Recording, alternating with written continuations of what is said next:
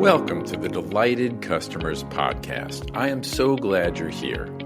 We challenge conventional thinking about customer experience because I believe that improving experiences isn't just good for business, it's a powerful way to make a meaningful difference in people's lives.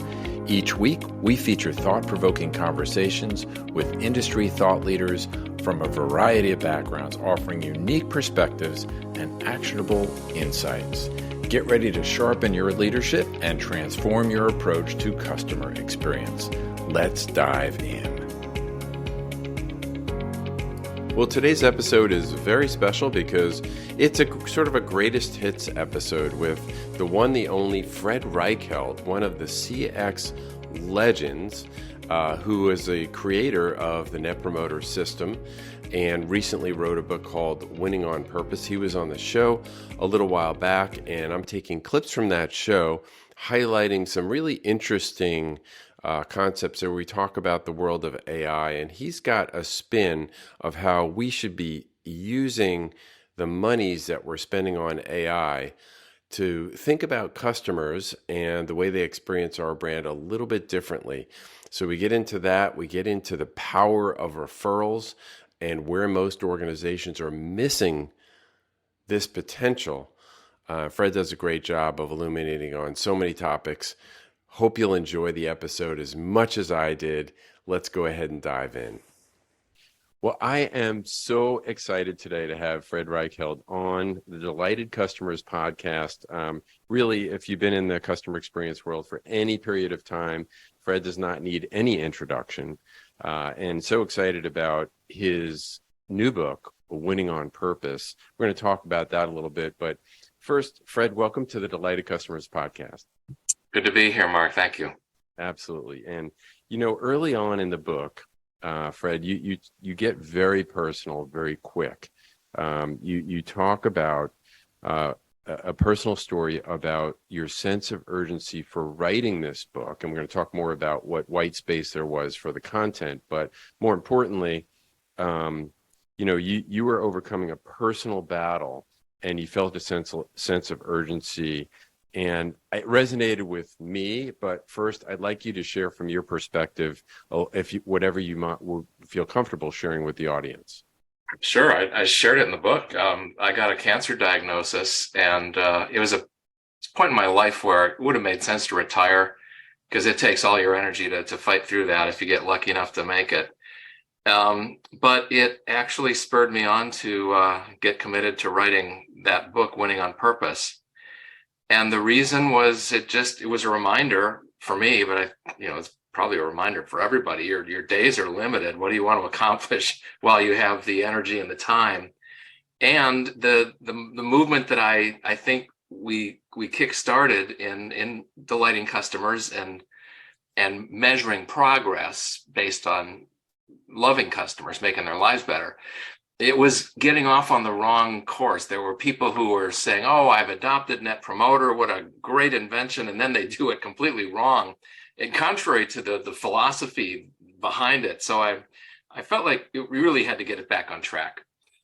Yeah, gotcha. Yeah, I mean, and you did a great job and introduced some new concepts as well that weren't in the previous, but just going back to my own personal experience, thanking you profusely for the work that you did and the development of NPS, not only the development of NPS, back when I started as a practitioner, shifting from consulting to work in a bank, but promoting it and telling case studies. I remember a video I saw of you at Rackspace, and then I think there was one of Schwab, and then what was the other one that you shared? So really helpful stories of how impactful this whole idea of Net Promoter and not the score, but Net Promoter System. Do you want to say more about that? Yeah, and the overarching message of Winning on Purpose is that it's not just NPS and marketing success is one of 10 things you have to get right.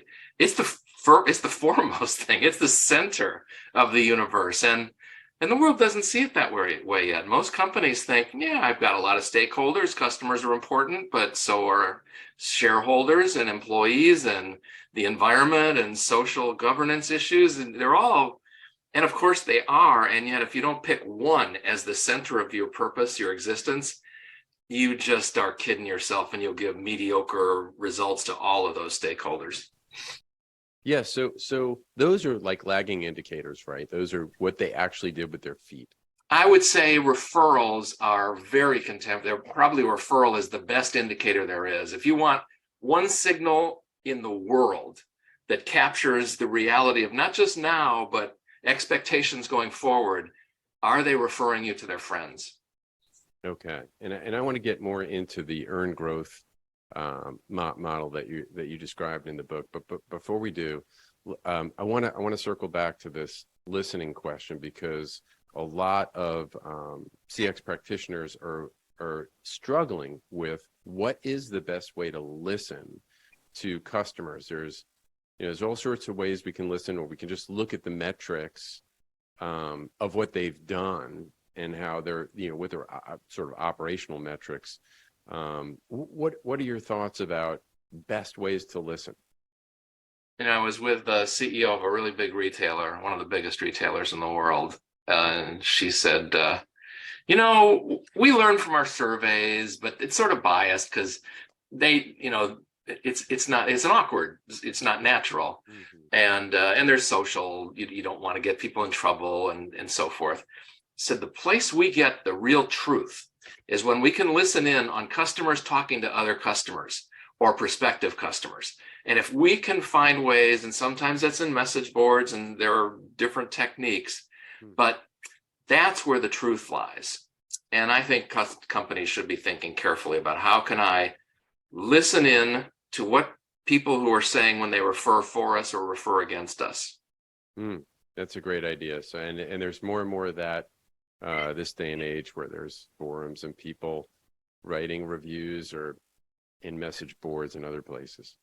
Yeah, and I think there's one of the things that I think was very powerful in the early days of Net Promoter was you identify a detractor, close the loop, reach out with somebody senior enough to actually understand the system and what went wrong and get to the root cause. Apologize, fix it. That closed loop is brilliant. But we don't do that with referrals, which is even more important. When you do something that's so remarkable that people go out and as an act of love refer a friend, you need to close the loop with the person who referred and the person who heard the referral with the same kind of thoughtful rigor. And that's where the listening is most leveraged. And I see very little of that today. So that is a great point. There's a gap there, right? And we might as well go ahead and jump into the earned growth model, because what you're saying there is that there's a whole conversation about corporate accounting and customer accounting, and and Rob Markey said the same thing about how we really need to shift our thinking in the way we measure great companies or company success. Say more about that. Well, if you think the miraculous customer love flywheel, customers coming back for more and bringing their friends, if you think that's the center of business success, you should measure it. And accounting doesn't today. My argument is, for heaven's sakes, you have the digital technology and all these fancy tools. Why don't you take some of the budget that you're throwing at AI, cramming more stuff at customers and thinking you're succeeding because they're tricked into buying more than they want, and say, why don't we take some of that and make sure we can account for this flywheel? What percentage of our customers are coming back and buying more? What percentage are referring their friends? These are measurable things. Accountants should be able to figure it out. They just haven't decided it's important enough yet. Yeah, and so in the book you talked about this thing you've coined, earned growth rate, and it's essentially two components, right? NRR, net revenue retention, and ENCR, earned new customer retention, those two components. So you want to break Yeah. that down for the lane? Yeah, I need another name for that second one, but it's basically back for more and refer their friends. Those are the two signals. Let's forget surveys for the moment and other kinds of listening. Yeah. You got to know if you've won or lost, and you won or lost when they come back for more and bring their friends. So this customer-based accounting is just saying, okay, how much of our revenue growth is coming from customers who had the experience and they liked it so much they're coming back and buying more? That's net revenue retention. And then refer their friends. How many of your new customers are coming in primarily because they heard good things from friends and colleagues? Those are the basis of earned growth. And people don't measure it today. I wrote the book over a year ago. I'll bet you there's a few dozen companies out there scratching their head and figuring out, big companies who, boy, this is hard. The way our accounting systems work today, it's not easy. I have to work at this. And that should be a signal.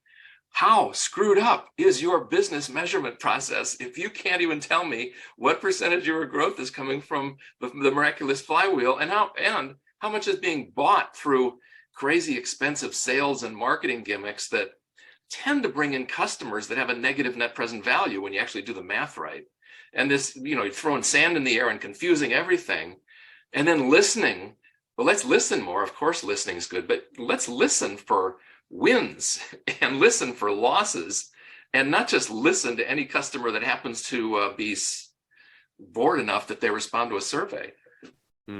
So one of the things that I want to come back to that you said was it's really important that we not just close the feedback loop for customers that have maybe detractors or there's some issue, but those that love us, those that have referred us, we need to understand and thank them, understand what they love about us, and thank them for really understand what it is they love about us, and acknowledge them. Yeah, and give them more tools to refer us more effectively. So there's this whole missing, the standard business thinking is, I call it financial capitalism. It is the way I grow is to get more salespeople and make them more effective and spend on marketing and advertising and pricing and promotion gimmicks. I mean, that's how you grow. That mindset is dead wrong. The way you grow is to delight more customers and help them refer friends. Being remarkable in a way that makes people want to come back for more and bring their friends is the core of true earned growth, profitable growth, sustainable growth. And for heaven's sakes, measure that, but also intervene when you see it happen and close the loop and probe for root causes and understand how, run experiments, learn. And right now, most companies have no clue which of their new customers are coming in based on referrals and which ones are coming in based on all the marketing gimmicks and gamesmanship out there. Yeah. And I heard you talk on Rob Markey's Net Promoter System podcast. There's a plug for Rob. It's a great podcast. I think CX people who don't listen to that are nuts. Yeah, no, it's fantastic and very thoughtful and insightful. And you were on it. And you were talking. Well, I was wanted in two ways. Rob's been my co-pilot for many, many years. So a lot of the stuff that he says, it was stuff that we talked about a long time ago. So I like ripples in the pond. I feel really good about what Rob's talking about. Yeah. So you were on that podcast, and you were talking about companies that get it right and companies that don't. And so I want to spend a little bit of time talking about what makes a great company.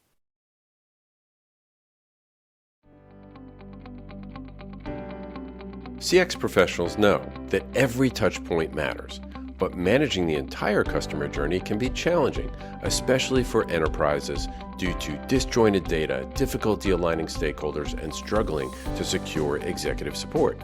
That's where JourneyTrack comes in. JourneyTrack integrates journey mapping, management, and measurement, allowing you to pinpoint friction, optimize experiences, and demonstrate the ROI of CX initiatives. So you can align teams, break down silos, And then you can track improvements in real time.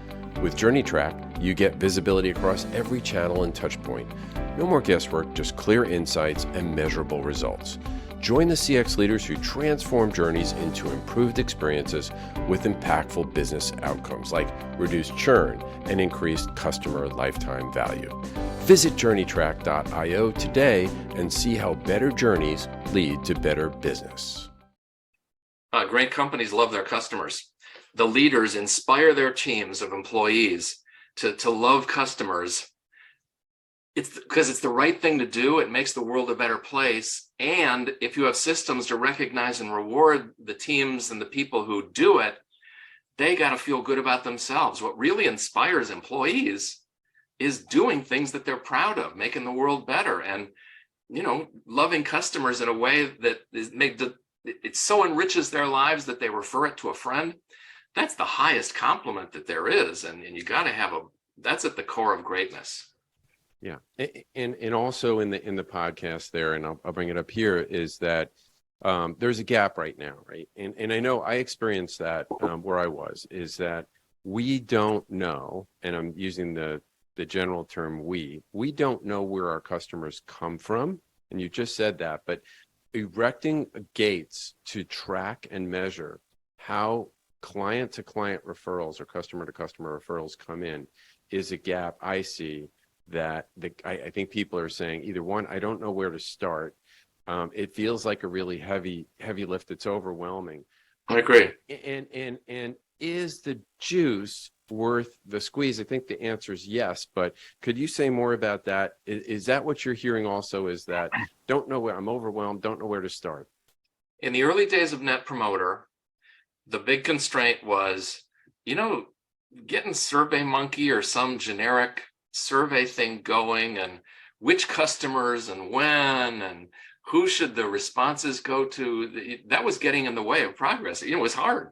And then companies like Qualtrics and Medallia and InMoment and others developed technology platforms that really made it easy and made it the analysis automatic, very sophisticated support of business processes. So those guys really helped launch the Net Promoter revolution. What is, I think, on the pioneering edge today, and what will get us deeper into understanding which customers are coming on referral and why and so forth, there's another technology revolution required. And one of the companies I'm working most closely with is I hope is the next Qualtrics or Medallia of the referral movement. It's called Mention Me. Mention Me is a tech platform that's making it really easy to get customers to want to do a referral through the platform, not through a bribe, but by appropriate recognition, and they know that the person they refer will get a warm welcome appropriately. And as that gets more frictionless, then you finally got a tech platform that lets you start tracking and learning and improving the customer love flywheel. So I just want to one of the things I like to do is pull out the gems when I hear guests saying things, just so we can double click on it. And one of the gems there was just the importance of tracking those customers that are referring other customers that love us. And it's great that Mention Me is a way that facilitates doing that. But the ability to know that you're doing because if the goal is to create this love flywheel, you have to know if you're successful or not. If referrals are the center of the universe, then you better have a telescope that lets you see the referral process in action and dig into it and probe for root causes and test out hypotheses. The reason I mentioned Me is the only company in the world that I know of where referrals is everything. All the other referral gizmos and the simple, bribe a customer kinds of things, those are MarTech companies that do 20 different things, and this little add-on is part of the whole shtick. That doesn't get you there. Referral is everything. It really takes hard work to know well, how much could you reward a referring customer without making it a bribe? Should it be a donation to a charity? Should it just be recognition? Should it be sort of linked into your loyalty rewards program? But there's something that's socially right that makes it worthwhile. And then how do you make it a frictionless process that's transparent to everybody? There's no gaming here. And then what do you do that's special for that referred customer that welcomes them in? And that's a science, and it's not just a one little simple process that you can add on to all your other MarTech technology. Yeah.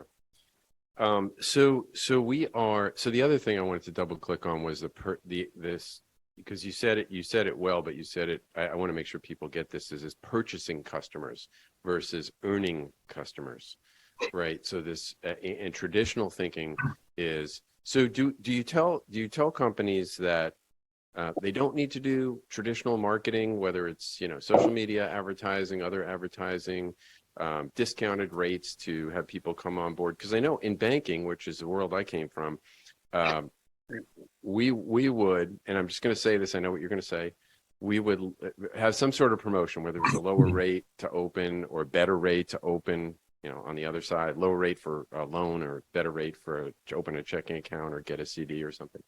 And you would get a slew of customers come in, and sometimes the switching costs, I guess, were high enough where they wouldn't leave, and they'd stay for a while. What would you say to an executive of, let's say, a wealth management or insurance company or even a credit union who had a budget? Right now, they're looking at a budget for advertising and marketing and traditional marketing.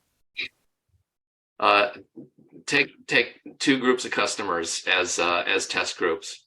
One, came in on referral, either because you asked them or you went back. You have to get that identified, and then watch their behaviors and their economics over the next few years, if possible, but few periods if you want to make quick decisions.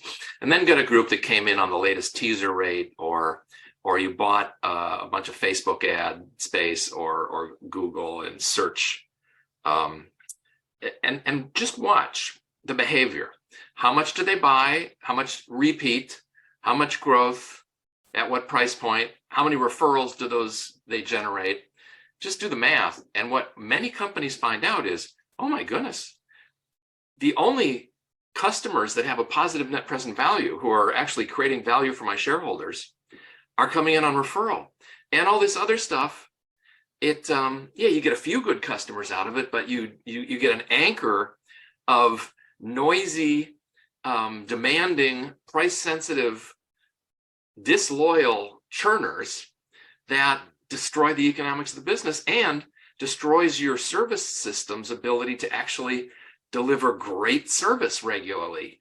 Because if you got customers who really aren't relationship people at all, and they're demanding and jerking you around, and they only care about a special price, and they're in the phone queue screwing up the service levels and probably demotivating your service staff. Whereas if you're building a business on referrals, when somebody's unhappy, this is a disaster. We've got to fix this. You can't afford to have all hands on deck mentality if you've got all these churners that you sucked in through the marketing gimmick fountain. Well, you did a really good and eloquent job of describing that, because I think some of that gets lost in the mix is when somebody calls up or a frontline person ends up dealing with an unhappy customer. Those complaints, is a complaint tracking system. If you're in certain industries, you're required to track complaints, and that just adds cost that my guess is most companies aren't even tracking. I agree. It is. Rob Markey and I were chatting the other day about what's the biggest waste that you see in business today, and we both agree it is the waste of bringing in lousy customers and having them screw up your system and screwing up service for everybody else and demotivating your workforce. So that's the major inefficiency that I think businesses, if they could clean that out, would operate at a whole different level of profitability. And it's one of the reasons, in Winning on Purpose, we show the companies who have the highest NPS measured correctly, NPS Prism, the Bain subsidiary that really measures NPS scientific rigor like it were a medical research, double blind, large panels, correctly structured.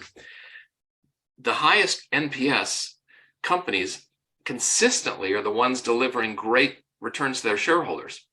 We look at a number of industries, and not only do the top NPS companies win for their investors, it's almost a perfect line. The guys with the worst NPS deliver the worst results for their investors, and the guys with the best are knocking it out of the park. The Costco's, the Apples, the people who you can't really, or Enterprise Rent-A-Car, Chick-fil-A. Why are they so profitable? If you apply traditional financial capitalist mindset, you can come up with all sorts of reasons, but they're not the core root cause. The root cause is they are just running this incredibly efficient customer machine that only invests in the kind of customers they can turn into promoters who are the true assets of the business. They come back for more and refer their friends. Well, that is where we're going to have to end our conversation today with Fred Reichheld. What a great conversation it was. So much information and insight around the power of referrals from one of the CX legends, authors, and Bain Fellow, Fred Reichheld. I hope you enjoyed it as much as I did.